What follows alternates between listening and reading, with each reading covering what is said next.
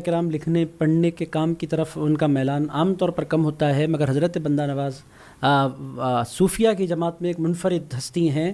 ہندوستان میں ان سے بڑا اسکالر علمی دنیا میں آپ کو نہیں ملے گا، وہ بہت بڑے اسکالر ہیں۔ حضرت بندہ نواز اردو کی دنیا کو سب سے پہلی تصنیف، اردو تھوڑی سی مختلف ہے مگر اردو زبان کو سب سے پہلی تصنیف جس نے عطا فرمائی اس ہستی کو بندہ نواز کہتے ہیں۔ بندہ نواز سے پہلے اردو میں کوئی کتاب نہیں لکھی گئی، معراج العاشقین اس کتاب کا نام، اور وہ اردو میں لکھی گئی۔ اردو تھوڑی سی مختلف ہے، ابھی ابتدائی مرحلوں میں ہے، تو اردو پر حضرت بندہ نواز کا احسان ہے کہ پہلی تصنیف اردو کی حضرت بندہ نواز نے عطا فرمائی۔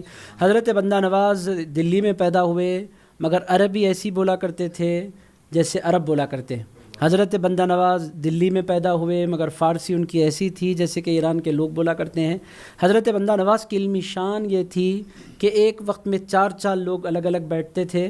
ایک کتاب لکھنے والا جانتا ہے کہ کتاب لکھنا کتنا مشکل کام ہے، ایک تقریر کرنے والا جانتا ہے کہ ایک تقریر ایک سبجیکٹ پر ہو سکتی ہے، ایک ساتھ 4 سبجیکٹس پر نہیں ہو سکتی۔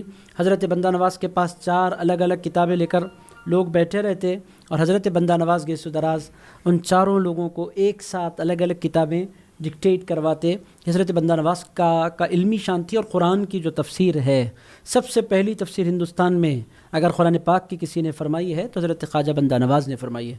اور حضرت خواجہ بندہ نواز، لوگ ہم سے کہتے ہیں کہ آپ قادری ہیں، جب آپ چشتی بزرگوں کا، نقشبندی بزرگوں کا، سہروردی بزرگوں کا ذکر کرتے ہیں، آپ بابا شرف الدین کا ذکر کرتے ہیں، اتنا ڈوب کر کرتے ہیں، آپ غریب نواز کا ذکر کرتے ہیں، اتنا ڈوب کر کرتے ہیں۔ بعض لوگ مجھ سے بھی سوال کر لیا کرتے ہیں یہ آپ یہ کیسے کر لیتے ہیں، ایسا کیوں ہوتا ہے کہ قادری ہوتے ہوئے آپ کسی اور بزرگ کا اس قدر عقیدت کے ساتھ ذکر کرتے ہیں؟ تو میں ان کی خدمت میں عرض کروں گا یہ بھی طبیعت ہم نے حضرت بندہ نواز سے پائی ہے۔